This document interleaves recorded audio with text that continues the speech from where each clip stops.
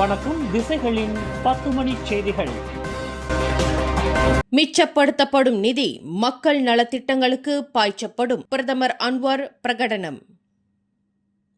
அமைச்சுகளில் தேவையற்ற செலவுகளை குறைத்து அதன் மூலம் சேமிக்கப்படும் ஒவ்வொரு சென்னும் நேரடியாக மக்கள் நலத்திட்டங்களுக்கே பயன்படுத்தப்படும் என்று பிரதமர் டத்தோஸ்ரீ அன்வார் இப்ராஹிம் திட்டவட்டமாக அறிவித்துள்ளார். சபா மாநில அளவிலான கமாத்தான் திருவிழா கொண்டாட்டத்தில் கலந்து கொண்டு பேசிய பிரதமர் அமைச்சர்களின் வெளிநாட்டு பயணங்கள் அதிரடியாக குறைக்கப்பட்டுள்ளதாக குறிப்பிட்டார். ஆசியான், பிரிக்ஸ் போன்ற கட்டாய மாநாடுகளை தவிர மற்ற பயணங்கள் ரத்து செய்யப்பட்டுள்ளன. தூதுக்குழுக்களின் எண்ணிக்கை பாதியாக குறைக்கப்பட்டு ஆடம்பர தங்கும் இடங்களும் சாதாரண அறைகளாக மாற்றப்பட்டுள்ளன. அரசு பயிற்சிகள் இனி நட்சத்திர ஹோட்டல்களில் நடக்காது என்றும் அவர் கூறினார். இந்த சிக்கன நடவடிக்கைகள் மூலம் மிச்சப்படுத்தப்பட்ட 15.5 பில்லியன் ரிங்கிட் நிதி தற்போது SDR மற்றும் சாரா போன்ற மக்கள் நிதியுதவி திட்டங்களுக்கும், பள்ளிக்கூட கழிப்பறைகளை சீரமைக்கவும், மாணவர்களுக்கான புத்தக வவுச்சர்களுக்கும் பயன்படுத்தப்படவுள்ளதாக பிரதமர் பெருமிதத்துடன் தெரிவித்தார்.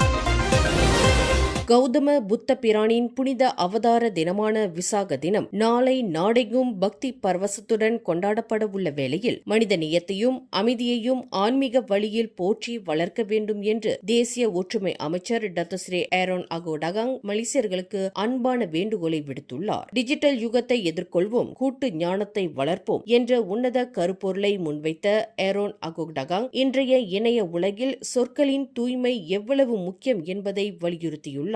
ஒரு நல்ல வார்த்தை இதயங்களை இணைக்கும், அதேவேளையில் ஒரு தவறான வதந்தி சமூக நல்லிணக்கத்தை கலைத்துவிடும் என்பதை சுட்டிக்காட்டிய அமைச்சர் சமூக ஊடகங்களை பயன்படுத்தும் போது பொறுமையுடனும் விவேகத்துடனும் பரஸ்பர மரியாதையுடனும் செயல்பட வேண்டும் என்று கேட்டுக்கொண்டார். ஆன்மீக நெறிகள் தம் அன்றாட டிஜிட்டல் வாழ்விலும் ஒளிர வேண்டும் என்பதே அவரது அன்பான வேண்டுகோளாகும். ஸ்லாங்கூர் மாநிலத்தில் வணிக வளாகங்களில் பிற சமய வழிபாட்டு தலங்களை அமைப்பதற்கான புதிய வழிகாட்டு நெறிமுறைகள் புதிய மேம்பாட்டு திட்டங்களுக்கு மட்டுமே பொருந்தும் என்றும் தற்போது இயங்கி வரும் வழிபாட்டு தலங்களை இது எந்த வகையிலும் பாதிக்காது என்றும் மாநில அரசு திட்டவட்டமாக உறுதியளித்துள்ளது. பௌத்தம், கிறிஸ்துவம், இந்து, சீக்கியம் மற்றும் தாவோயிசம் ஆகிய சமயங்களுக்கான லீமாஸ் சிறப்பு குழு வெளியிட்டுள்ள அறிக்கையில் இத்தகவல் தெரிவிக்கப்பட்டுள்ளது. புதிய வணிக பகுதிகளில் முறையான திட்டமிடலுடன் வழிபாட்டு தலங்களை அமைப்பதே இதன் நோக்கம் என விளக்கம் அளிக்கப்பட்டுள்ளது. தற்போதைய விதிமுறைகளில் உள்ள சில கட்டுப்பாடுகள் குறித்து எழுந்துள்ள கவலைகளை அடுத்து சமய அமைப்புகளுடன் கலந்தாலோசித்து இந்த வழிகாட்டுதல்கள் மறு ஆய்வு செய்யப்படும் வரை இதன் அமலாக்கம் தற்காலிகமாக ஒத்திவைக்கப்படுவதாக மாநில ஆட்சிக்குழு உறுப்பினர் எங் ஜி ஹன் தெரிவித்துள்ளார். கூட்டரசு அரசியலமைப்பின் கீழ் அனைத்து தரப்பினரின் சமய உரிமைகளும் தொடர்ந்து பாதுகாக்கப்படும் என்றும் ஸ்லாங்கூர் அரசு உறுதியளித்துள்ளது. நாளை ஞாயிற்றுக்கிழமை நடைபெறும் விசாக தின கொண்டாட்டங்கள் மற்றும் பிரம்மாண்ட ஊர்வலத்தின் போது பட்டாசுகள் வெடிக்கவும் ட்ரோன்களை பறக்கவிடவும் முற்றிலும் தடை விதிக்கப்பட்டுள்ளதாக பினாங்கு போலீஸ் தலைவர் டத்தோ அசிசி இஸ்மாயில் எச்சரித்துள்ளார். விதிமுறைகளை மீறி பட்டாசு வெடிப்பவர்கள் மீது 1957 ஆண்டு வெடிப்பொருள் சட்டத்தின் கீழ் கடுமையான நடவடிக்கை எடுக்கப்படும் என்றும் மலேசிய சிவில் விமான போக்குவரத்து வாரியத்தின் அனுமதியின்றி ட்ரோன்களை பயன்படுத்தக்கூடாது என்றும் அவர் கூறியுள்ளார். கூட்ட நெரிசலை பயன்படுத்தி குற்றங்கள் நடப்பதை தவிர்க்க பொதுமக்கள் ஆடம்பர நகைகளை அணிவதை தவிர்க்குமாறும் அறிவுறுத்தப்பட்டுள்ளது. போக்குவரத்து நெரிசலை குறைக்க மாற்று வழிகளை பயன்படுத்துமாறும் சாலையோரங்களில் வாகனங்களை நிறுத்தாமல் பொது போக்குவரத்தை நாடுமாறும் போலீசார் கேட்டுக் கொண்டுள்ளனர். சிங்கப்பூரிலிருந்து கூச்செங் செல்லவிருந்த ஏர் ஏஷியா விமானத்திலிருந்து மாற்றுத்திறனாளி சிறுமிக்கான சிறப்பு பாதுகாப்பு இருக்கையை பயன்படுத்திய ஒரு குடும்பத்தினர் இறக்கிவிடப்பட்ட சம்பவத்திற்கு ஏர் ஏஷியா விளக்கம் அளித்துள்ளது. கடந்த மே 26 அன்று நடைபெற்ற இச்சம்பவம் அப்போதைய பாதுகாப்பு விதிமுறைகள் மற்றும் நடைமுறைகளின்படியே மேற்கொள்ளப்பட்டது என்று ஏர் ஏஷியா எக்ஸ் பாதுகாப்பு மற்றும் தர கட்டுப்பாட்டு அதிகாரி சரவணன் தெரிவித்துள்ளார். பெருமூளை வாதத்தால் பாதிக்கப்பட்ட அச்சிறுமிக்காக அமெரிக்க சிவில் விமான போக்குவரத்து அமைப்பால் அங்கீகரிக்கப்பட்ட சிறப்பு இருக்கையை அக்குடும்பத்தினர் பயன்படுத்தியுள்ளனர். இதனால் ஏற்பட்ட ஏமாற்றத்திற்கு வருத்தம் தெரிவித்துள்ள நிறுவனம் இனிவரும் காலங்களில் மாற்றுத்திறனாளிகளுக்கான சிறப்பு இருக்கை விதிமுறைகளை மேலும் தெளிவுபடுத்த மறு ஆய்வு செய்ய உள்ளதாக கூறியுள்ளது. மேலும் பயணிகள் தங்களின் சிறப்பு இருக்கைகளுக்கான ஆவணங்களை முன்கூட்டியே சமர்ப்பிக்குமாறு கேட்டுக் கொண்டுள்ளது. Negeri Sembilan Seremban Taman Tuanku ஜஃபாரில் வீற்றிருக்கும் அருள்மிகு ஸ்ரீ மகா ராஜ ராஜேஸ்வரர் தேவஸ்தானத்தின் மகா கும்பாபிஷேக பெருவிழா வரும் ஜூன் 11ஆம் தேதி வியாழக்கிழமை காலை 8:45 முதல் 10 மணிக்குள் வெகு சிறப்பாக நடைபெறவுள்ளது. இவ்வாலயத்தில் அருள்பாலிக்கும் முருகப்பெருமான், அனுஷ்லிங்கம் மற்றும் நவசக்தி ஆஞ்சநேயர் உள்ளிட்ட பரிவார மூர்த்திகளுக்கு இப்புனித நன்னாளில் குடமுழுக்கு செய்யப்பட உள்ளது. தமிழகத்தின் புகழ்பெற்ற திரு கைலாய பரம்பரை, கந்த பரம்பரை, திருஞான சம்பந்தர் ஆதீனம், அருட்குருநாதர், தவத்திரு ஸ்ரீமத் சிவாக்கர தேசிக சுவாமிகளின் மேலான ஆலோசனைகளின்படி இந்த மகா கும்பாபிஷேகம் பக்தி பெருக்குடன் நடைபெறவிருக்கிறது. தமிழகத்தின் திருவண்ணாமலை கிரிவலப்பாதையில் அமைய பெற்றுள்ள குபேரலிங்கம், ஈசான்யலிங்கம், இந்திரலிங்கம், அக்னிலிங்கம், யமலிங்கம், நிருதிலிங்கம், வருணலிங்கம், வாயுலிங்கம் ஆகிய அஷ்டலிங்கங்களின் வடிவங்களும் மலேசியாவிலேயே முதன் முறையாக 9 ஆஞ்சநேயர்களை உள்ளடக்கிய நவசக்தி ஆஞ்சநேயர் சன்னதியும் இவ்வாலயத்தில் பிரதிஷ்டை செய்யப்பட்டு அவற்றுக்கும் கும்பாபிஷேகம் காணவிருப்பது இத்திருவிழாவின் தனிச்சிறப்பாகும். இந்த வரலாற்று சிறப்புமிக்க மகா கும்பாபிஷேக பெருவிழாவில் பொதுமக்கள் அனைவரும் பெருந்திரளாக கலந்து கொண்டு அண்ணாமலையானின் திருவருளையும் பரிவார மூர்த்திகளின் மகா ஆசிகளையும் பெற்றுயுமாறு ஆலய நிர்வாகத்தினர் அன்புடன் கேட்டுக் கொள்கின்றனர். அரசாங்கம், அமைச்சுகள் அல்லது அரசு ஏஜென்சிகளின் நற்பெயரை கெடுக்கும் வகையில் பொய் தகவல்களையோ அல்லது காணொலிகளையோ பரப்புவர்கள் மீது கடுமையான நடவடிக்கை எடுக்கப்படும் என்று பொது சேவைத்துறை துணை தலைமை இயக்குநர் டாக்டர் முகமது சைஃபுல் இப்ராஹிம் எச்சரித்துள்ளார். பொது சேவையின் மீதான மக்கள் நம்பிக்கையை குலைக்கும் இத்தகைய செயல்களில் இருந்து துறைகளின் நம்பகத்தன்மையை பாதுகாக்க இந்த நடவடிக்கை அவசியம் என்று அவர் குறிப்பிட்டார். பாதிக்கப்பட்ட துறைகள் தங்கள் நற்பெயரை பாதுகாக்க போலீசில் புகார் அளிக்கலாம் என்றும் தீவிரமான வழக்குகள் சட்டத்துறை அலுவலகத்திற்கு அனுப்பப்படும் என்றும் அவர் கூறினார். முறையான விசாரணைக்கு பிறகே இறுதி நடவடிக்கை எடுக்கப்படும் என்றும் அவர் தெளிவுபடுத்தினார்.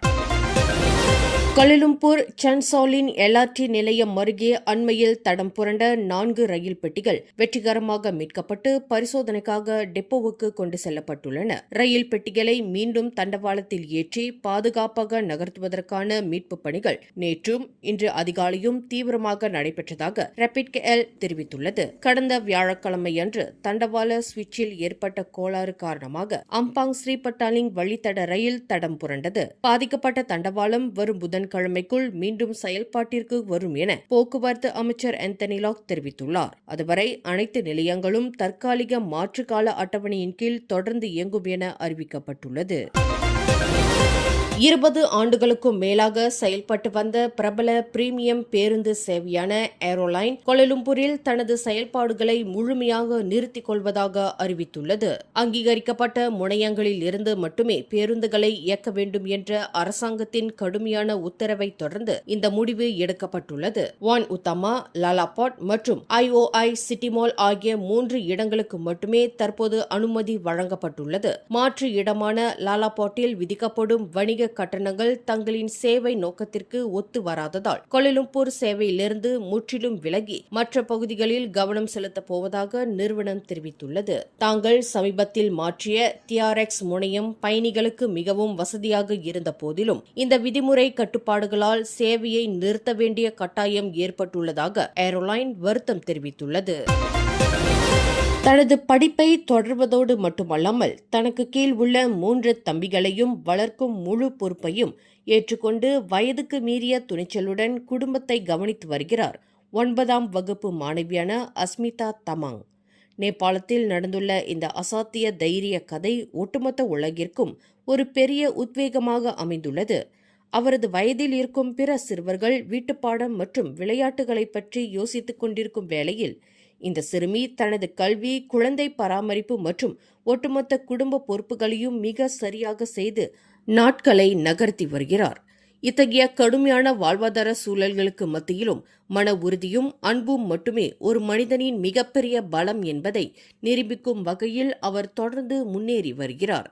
இச்சம்பவம் மிக சிறிய வயதிலேயே சில குழந்தைகள் குடும்ப சுமையை தாங்க வேண்டிய கட்டாயத்திற்கு தள்ளப்பட்டிருப்பதை சுட்டிக்காட்டியுள்ளது.